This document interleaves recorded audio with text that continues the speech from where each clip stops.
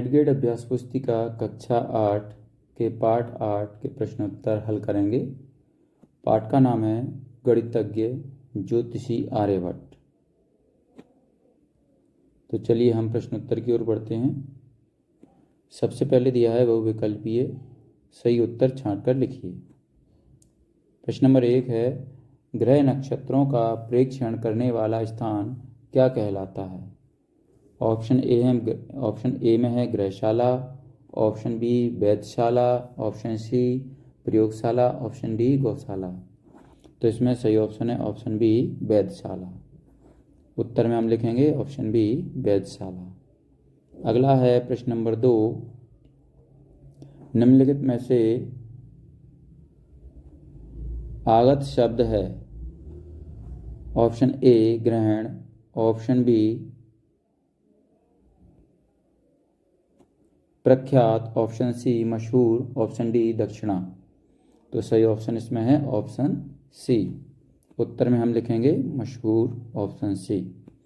प्रश्न नंबर 3 है, पृथ्वी अपनी धुरी पर चक्कर लगाती है, यह प्रतिपादन सबसे पहले किसने किया था? ऑप्शन ए में नागार्जुन ने, ऑप्शन बी आर्यभट्ट ने, ऑप्शन सी डॉक्टर भाऊदाजी ने और ऑप्शन डी सुश्रुत ने। तो इसमें सही उत्तर है ऑप्शन बी आर्यभट्ट ने। चलिए इसके बाद प्रश्न नंबर 4 है, जन सामान्य में प्रचलित मान्यता को क्या कहते हैं? ऑप्शन ए में मुहावरा, ऑप्शन बी सूक्ति, ऑप्शन सी किंवदंती, ऑप्शन डी लोक कथा। तो इसमें उत्तर में हम क्या लिखेंगे? ऑप्शन सी किंवदंती। चलिए हम आगे बढ़ते हैं। प्रश्न नंबर 5 है, वैज्ञानिक शब्द में किस प्रत्यय का प्रयोग हुआ है? ऑप्शन ए में Nalanda, option B Pataliputra, option C Ashmak, option D Amaravati. तो इसमें सही ऑप्शन तो मुझे एक भी नहीं लगता, क्योंकि ये ऑप्शन ही गलत हैं। वैज्ञानिक शब्द में प्रत्यय बताना था, तो इसमें प्रत्यय एक भी नहीं है जो वैज्ञानिक शब्द में इस्तेमाल हुआ हो। तो वैज्ञानिक शब्द में सही प्रत्यय है इक। तो आप इसको लिख लें। अगला है प्रश्न नंबर, इससे पहले निर्देश दिए हैं, नीचे दिए गए शब्दों में से उचित शब्द चुनकर रिक्त स्थानों की पूर्ति कीजिए।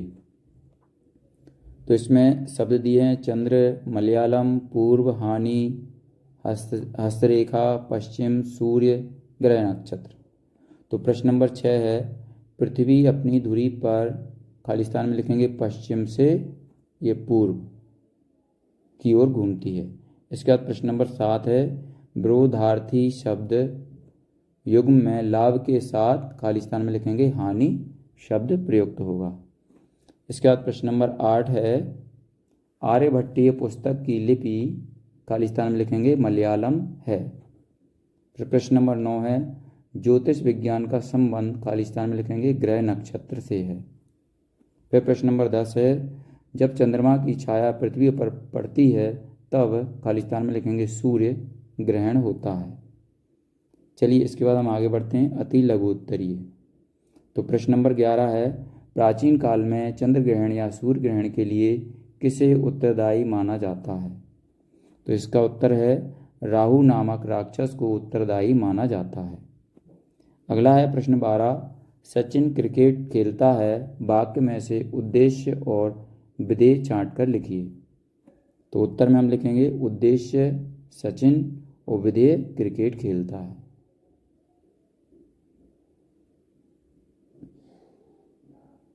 चलिए अगला प्रश्न हम प्रश्न नंबर 13 पढ़ते हैं। पाठ में आए सूर्य ग्रहण के उल्लेख के स्थान पर दूसरा उदाहरण किस समकक्ष भौगोलिक घटना का हो सकता है? तो इसका उत्तर है दूसरा उदाहरण चंद्र ग्रहण की घटना का हो सकता है। अगला है प्रश्न नंबर 14, आकाश में स्थित खगोलीय पिंड सूर्य, चंद्र, तारे आदि पूर्व से पश्चिम की ओर जाते क्यों दिखते हैं? तो उत्तर में लिखेंगे क्योंकि पृथ्वी अपनी धुरी पर पश्चिम से पूर्व की ओर घूमती है। चलिए आगे हमारे सामने लघु उत्तरीय प्रश्न है। तो प्रश्न नंबर 15 है, आर्यभट्टीय ग्रंथ के बारे में कैसे पता चला था?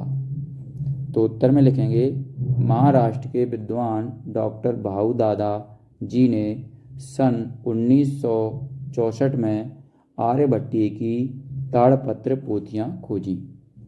इसके बाद प्रश्न नंबर 16 है, ग्रहण के बारे में प्रचलित लोक विश्वासों के बारे में लिखिए।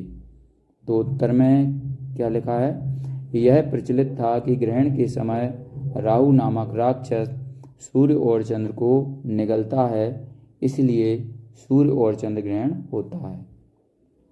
अगला प्रश्न नंबर 17 है, आप किसी तेज चलती बस में बैठे हैं, तब आपको खिड़की से बाहर की वस्तुएं पीछे भागती क्यों दिखाई देती हैं? तो उत्तर में क्या है, बस में बैठने पर वस्तुएं पीछे जाती हुई इसलिए दिखाई देती हैं क्योंकि आप और बस एक ही गति से आगे बढ़ रहे होते हैं, जबकि बस से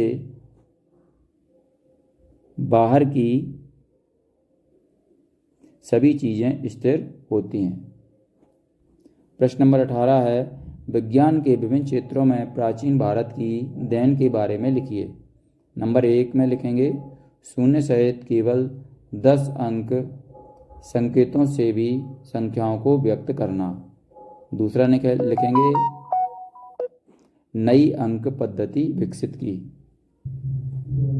अगला है, आगे हमारे सामने दीर्घ उत्तरीय प्रश्न है। प्रश्न नंबर 19 है, आर्यभट्ट के वैज्ञानिक योगदान के बारे में अपने विचार लिखिए।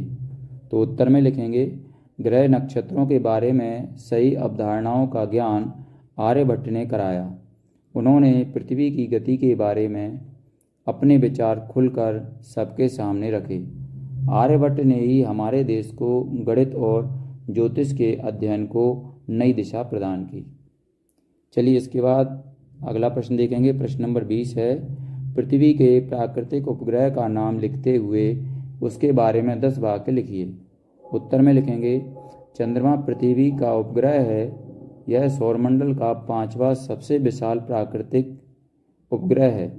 इसका आकार क्रिकेट बॉल की तरह होता है और यह खुद से नहीं चमकता, बल्कि यह तो सूर्य प्रकाश से प्रकाशित होता है।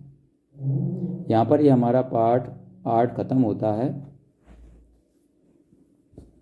अगर आपको हमारा ये वीडियो अच्छा लगता है तो इसको लाइक करें, अपने दोस्तों के साथ शेयर भी करें।